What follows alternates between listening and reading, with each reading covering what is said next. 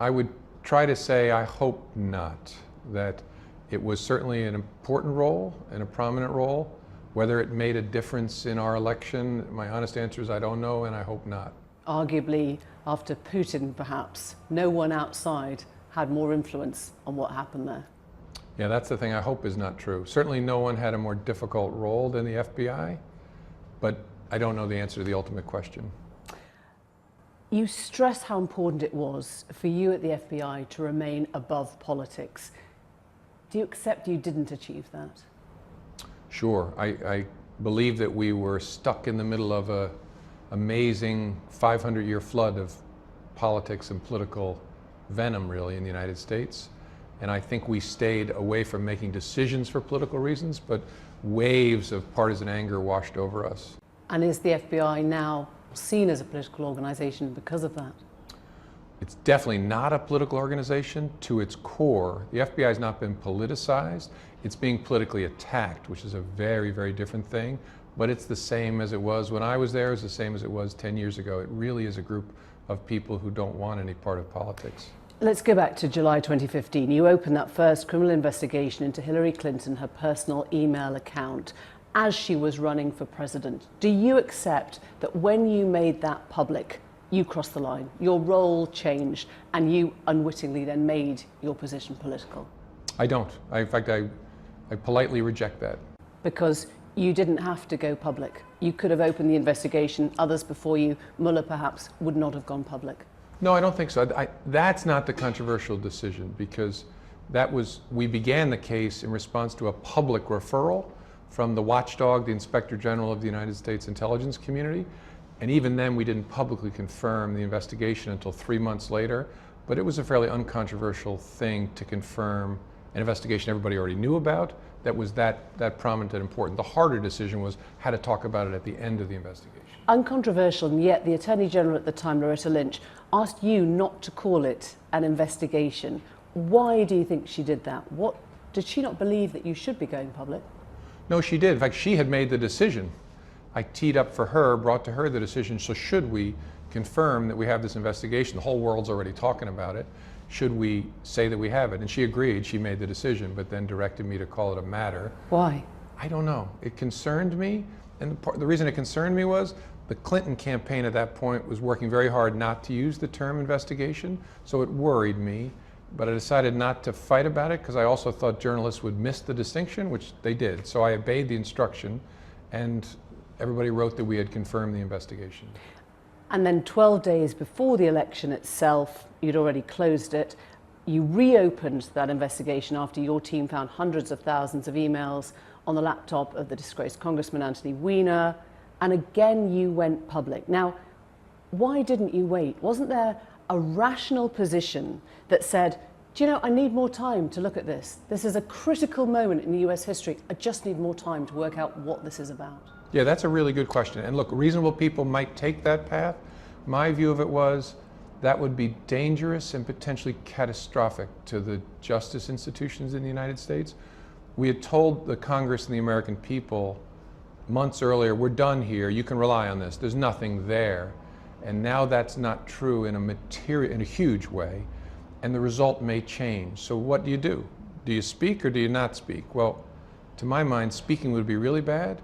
Not speaking would be concealing, would be covering up something that was no longer true, and that would be disastrous. Now, someone might have done what you suggest, which is, well, let's take a peek. Let's work on this for a few days and see if we can figure it out. The problem with that was the team was saying there's no way we can finish this before the election. There are hundreds of thousands, which was true, and we have to read them individually. And so what would be gained by that delay? And then you might have a leak of the fact that you'd gotten a search warrant. Except you did choose to not speak. In the other investigation, you knew there was a concurrent FBI investigation at the time into alleged links between Trump and Russia, Trump's campaign team and Russia, and you didn't share that with the public. Now, people are looking at this and saying, weren't you guilty of double standards here? You were playing God. Yeah, definitely not playing God, trying to be an effective FBI director, and I understand totally why people are confused by that. And it requires something of an explanation to actually explain why. It illustrates our consistent approach to investigations, because unlike the Clinton investigation, which was already public, We were in the very early stages of counterintelligence investigations of a very small group of Americans, not Donald Trump, to try to figure out, is there a connection between these people and the Russian effort? There actually wasn't any serious consideration given in the Justice Department as a whole or the FBI to disclosing that, because it was so early. We had no idea what we had, and what is it we would say exactly? We've just begun a counterintelligence investigation. There may not be anything here, we don't know. We would never say that in any circumstance. The harder question, though, was what should we say to the American people about the broader Russian effort to influence the election? That was an important question, and I believed we should say something to the American people. And it was Barack Obama who stopped you from doing that? President Obama actually delayed his decision about whether to do it, and finally in October decided the government ought to put out some kind of statement. And my view was it's too late for the FBI to do that and be consistent with our rule that if we have an option, we avoid any action before an election that might have an impact. The trouble is, though, that you describe it as a worry that Clinton would look illegitimate or her legitimacy would be questioned when she won. You assumed from the polls that she was going to win. Why didn't you have on the noise-cancelling headphones that said, no punditry, no polls, no press, I am the director of the FBI, and that is how I make decisions? Yep, and actually try to live with those noise-canceling headphones on. But here's the problem. I did not consider the polls in making this decision, but you must consider the public trust in the institutions of justice. Despite what our mothers may have taught us about not caring what people say about us, when you lead an institution that's involved with the public administration of justice, you have to care that people have faith and confidence. And so my judgment was, if I speak 11 days before the election, that'll be really bad. If I conceal what we're doing, it will destroy public confidence in this institution for a generation. And so that's the sense in which I cared about public opinion. Do you still care? Clinton believes that second opening cost her the election. Have you spoken to either her or to Bill Clinton since that was lost? No, neither of them. I've read the part of her book where she writes about it, where she's obviously deeply pained by it for reasons that I understand. Would you apologize to them, to her, for the part you played? No, I wouldn't, except I'd urge them to do this. And I'm not trying to sell them a book, but read the 2 chapters that cover this in the book. You won't walk away necessarily agreeing with my decisions, but you will realize that we were not trying to hurt or help either candidate. We're trying to do our best in a nightmare. I would have been happy if Anthony Weiner had never ever purchased a laptop in his entire life, but we were stuck. And so what we did was not done to help Trump or hurt Clinton or the reverse. And I think if she and others would read that part of it, I think they'd see that.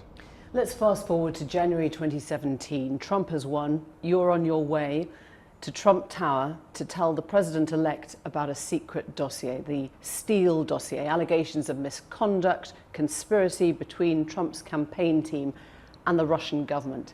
Did he seem worried by that?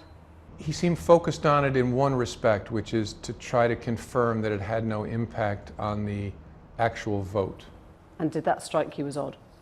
Yes. Well, I mean, that's a legitimate question for a candidate to ask. What struck me was what wasn't asked, which was, so what's next and how do we protect the American democracy from this Russian threat? I don't remember any questions about that.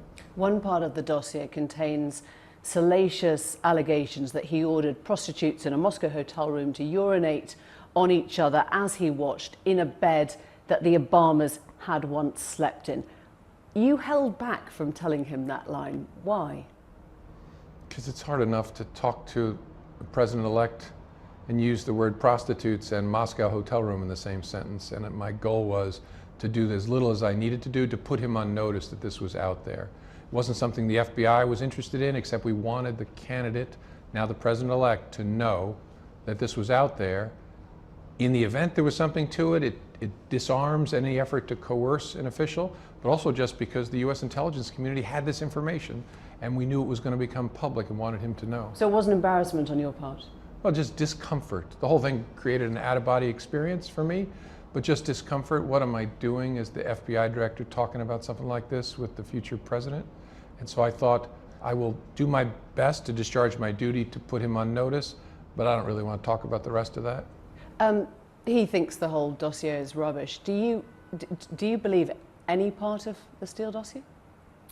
Well, a central premise of the Steele dossier was consistent with lots of other information the U.S. intelligence community gathered. That is that the Russians were engaged in a sustained and comprehensive effort to interfere in the 2016 election. And so in its core, it was corroborated by other U.S. intelligence. Now the rest of it, we didn't know at the time, and there was an effort underway by the time I got fired to try and figure out, so which of this can be validated and which of this can be ruled out. On several occasions, President Trump met with you alone. We heard about the chicken pasta dinner. He demanded your loyalty. Why didn't you just tell him that was not your job? Yeah, that's a fair question. I think I kind of did by, first of all, staring and not giving a response, and then in the rest of the conversation, interjecting, trying to explain why it's important for there to be distance between the FBI and the Justice Department. He didn't see that though. He kept on saying to you, I need your loyalty. Where's your loyalty? Have I got your loyalty? Why didn't you just say, you don't, Mr. President, understand my job? Well, I think from what I said, I think he fairly understood how I thought about my job by both my reactions when he asked for loyalty and what I said during the meal. But look, I think in hindsight, I think it's fair. I might have done it differently, but I don't want to be too tough on myself because I think a fair-minded president would understand the FBI director just told you in substance, this is not something you should be doing. Did you feel intimidated by him? Not intimidated by him personally. I have tremendous respect for the American presidency, and the White House obviously is a central physical place in the life of my country, and so the environment is intimidating. Intimidating is probably the wrong word. It just brings a sense of respect, almost reverence into play. But I don't think that was a heavy layover for our conversation. You claim that Trump told you to drop the investigation into Mike Flynn, his security advisor, over the Russian connections, something that Trump has denied. Do you believe he was trying to stop justice? Was he trying to obstruct it? I think the request that we drop the investigation is potentially obstruction of justice, but I actually don't know the answer to the final question, because under American law, obstruction of justice requires a specific kind of intention, and I don't know what the other evidence is that would reflect on the president's state of mind. Would you be investigating that if you weren't who you are now? Sure. Yes, and I expect the special prosecutor is investigating it.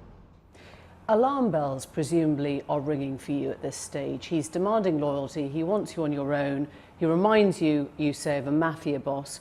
Why didn't you think, I can't do my job? Did you think of walking? No, I actually thought the opposite, that I can't possibly leave the FBI now, that I need to stay and try and protect its independence. And then in May of last year, he did fire you without telling you. It was a moment Steve Bannon has called Trump's worst mistake in history. You kept memos of the meetings, and Special Counsel Robert Mueller was brought in to investigate. Do you think if he hadn't fired you, that Mueller investigation would not be going on? I don't know. It's possible there would still be a special prosecutor, because one of the issues that the Justice Department had told Congress they would sort out is how to supervise the investigation. So it's possible there would still be a special prosecutor, but it's hard to answer it in the hypothetical. Do you expect Robert Mueller will be allowed to finish his job? I do.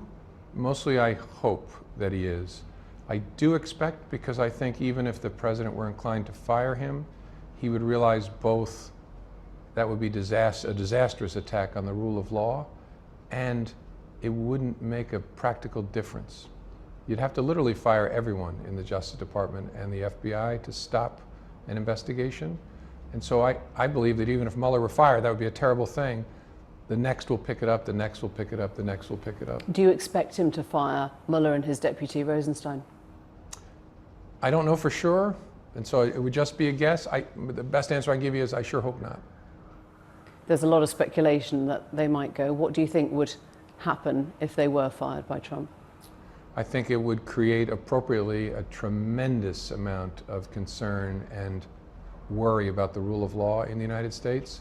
And as I said, I also think in practice it might not have any impact in derailing the investigation. You would be surprised if Mueller came away with nothing from this?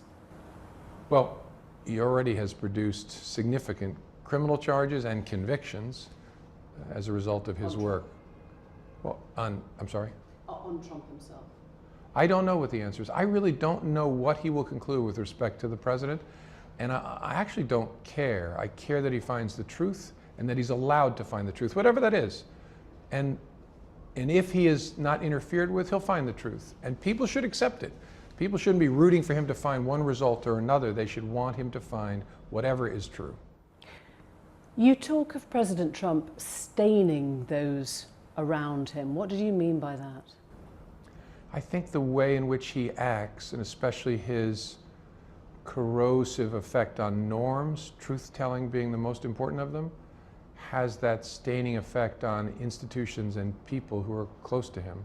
He has a habit of, and even people who support him would agree with this, I think, of telling lies, sometimes big, sometimes casual, and then insisting that the people around him repeat them and believe them.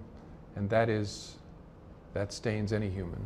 Does he listen to those around him? Are you convinced there are now enough sensible, reasonable people around him to stop impulsive behavior?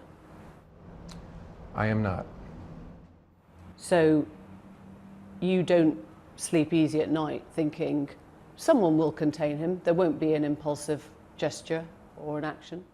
Well, I wake up some mornings and read the president is demanding the jailing of private citizens, occasionally me.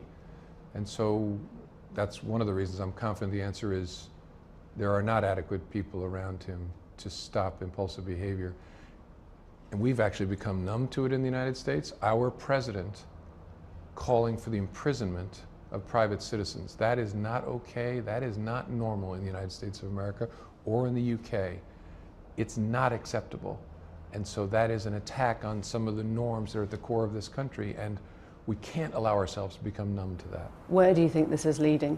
One person said to me, whatever Mueller's investigation finds, it will just be interpreted however people want. Watergate today wouldn't be seen as Watergate. I don't know. I don't know where it's headed. I hope most of all, Director Mueller, special prosecutors allowed to find out what the truth is. And then if he finds significant misconduct, we have procedures under our Constitution to address those. But I don't know whether that's where it's going to end up. And where do you think it's leading if Trump won't listen to those around him and if those people are not going to contain him? There'll be a continuing series of attacks on the values that are at the core of this country. And one of the things I hope to accomplish in writing this book is to stimulate people, no matter what their political views are, to realize there's something above that that is at the heart of this country, that set of values, especially the truth, and to focus on it and to do our absolute best to cabin the president and hold him accountable for violating those norms. He will stain everyone around him, you said. Eventually it makes you unable to accomplish your goal of protecting the country. Has he not stained you? You're writing about his fake tan and his hands, you're angry on Twitter, you're slagging off the president in a book tour. Do you feel stained? I don't, and I hope not, and I'm never angry on Twitter. I try not to be. I try to be occasionally funny and artistic and ambiguous, but and this business about I'm attacking him in the book in his appearance, I'm not. I hope people will read the book and see that I'm actually trying to be an author and describe in a detailed way my boss when I was a kid working at a grocery store, John Ashcroft, the former Attorney General, and the President. It isn't about picking on him, it's about describing a scene. So I don't think so. Again, it's hard to judge because I'm trapped in me, but I don't think it's stained me. You described the President as being uninterested and distracted in a briefing on terror. What advice would you give to foreign leaders like our own Theresa May when dealing with Trump? Yeah, that's hard to say. I have a great deal of admiration for Theresa May, who I know, and so I don't know that I could offer any useful advice. I think what the transparency that today's media offers puts all foreign leaders in a position to understand the nature and quality of the president's decision-making and how he acts, so I don't think I can improve on that. But in terms of now, the relationship between the president and the security services, is there material now that they wouldn't dare share with him because they think that's too dangerous? I don't know. I actually don't know how they've thought about it because the president, by press accounts, has revealed sensitive information casually at times. I don't know whether they're thinking about it differently. By the time I left in May of last year... Would you be thinking about it differently? If you were still a director of the FBI, would you be saying there is stuff I do not want to share with the US president right now because he will leak it and that is too dangerous for our national security? Potentially. You'd have to be very careful about that because you have an obligation under our Constitution and the structure of our government to make sure the president has the information the president needs. And so you'd have to, it's hard to answer that in the abstract, but you'd have to think about it in a way you probably wouldn't have with other presidents. This is, if you like, the first draft of history and people will interpret it the way they want. A former colleague of yours at the FBI has said you have damaged the FBI irrevocably. It's become one more institution now that the public don't trust. How do you respond to that? Yeah, that's nonsense, but I do worry that the political attacks on the organization could have the effect, if we're not careful, of undermining public trust in an institution that all parts of the political spectrum need to be competent and honest and independent, which it is. But if people don't think that, it affects its ability to do its work. And so I actually think that the decisions, the choices that we faced, always between bad and worse, we always chose the least bad option and for the right reasons. And you kept notes of the memos during your meetings with Trump. You've been asked to hand those over now.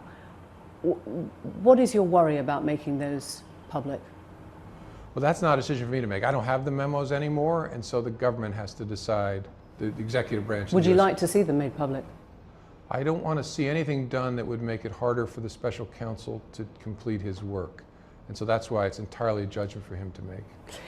If you step back, you say, look at Trump, his poll ratings are up, his taxes are down, he's planning on a second term, he's got credible Western allies supporting his foreign policies, he's pulled off this extraordinary coup of a meeting with North Korea.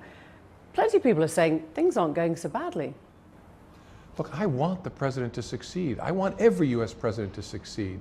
If he's able to achieve a resolution in North Korea, that is a great thing for the country and the world. That'd be wonderful. I continue to have the concern I have about his effect on our core values. And so despite, I hope there's lots of successes in the rest of the Trump administration, that doesn't mean we shouldn't focus on the threat that his conduct poses to what matters most in this country, which is our values. Do you dislike him? Dislike him? No, not as a person. I actually feel sorry for him as a person. I dislike his actions, especially the attack on things like the rule of law and the truth. James Comey, thank you very much. Thanks for having me.